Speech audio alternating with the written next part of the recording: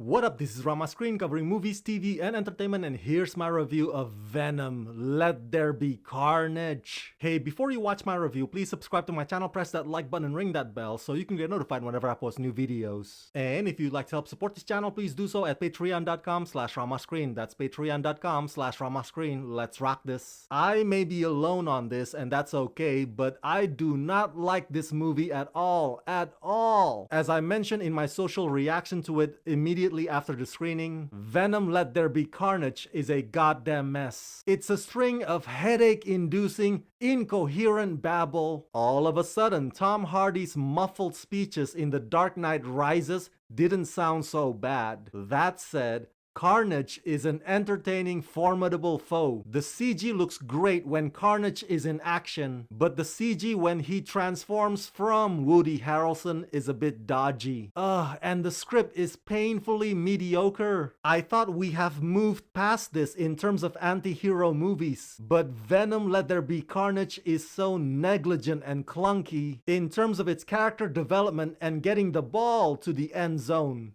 Based on Marvel Comics and scripted by Kelly Marcel and directed by Andy Serkis, Tom Hardy returns to the big screen as the lethal protector Venom, one of Marvel's greatest and most complex characters, co-starring Michelle Williams, Naomi Harris, and Woody Harrelson as Cletus Cassidy, aka Carnage. Woody Harrelson could not be a better choice for the role of Cletus. Woody always makes bad guys seem fun, even when they're supposed to be fearsome. If anything, I kinda wish there would be a Bonnie and Clyde type adventure spin-off focusing on Cletus and Naomi's character Francis. Hell, I'd pay ticket to see that. So, while there's this thing with Cletus and Carnage wreaking havoc, there's this thing with Eddie Brock and Venom playing the incompatible roommate game. They're kinda like the odd couples Felix and Oscar, if Oscar was a 10-foot tall man-eating monster. So the comedy on that starts off okay and enjoyable, but then it goes off the rails as Venom roams around town jumping from one body to the next. It just becomes awkward and silly, and the way they reconcile is even cringier than when they're apart. A lot of people have said that Tom Hardy's acting opposite Venom,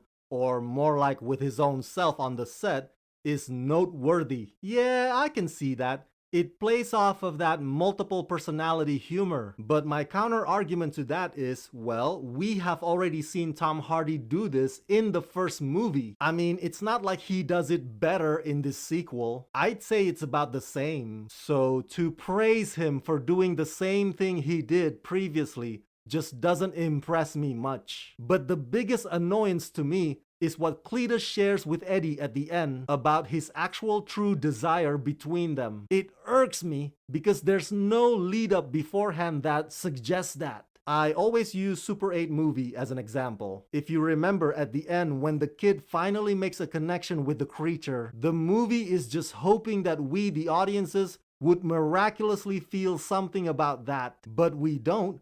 And that's because those two barely share the screen together prior. Listen, what Cletus and Eddie have is not what Hannibal Lecter and Clarice had. It's very paper thin only at the beginning, and it's hardly ever a thing. So that's just one of the many examples in which this movie desperately wants to be perceived as something more than what it actually is. But it doesn't put sufficient effort into it, so it comes off lazy. If you want to watch this movie just for the Venom versus Carnage fight, then that's fine. I suggest waiting for the film to arrive on streaming service and then just fast forward to that part. But other than that, Venom Let There Be Carnage is 90 minutes I'll never get back.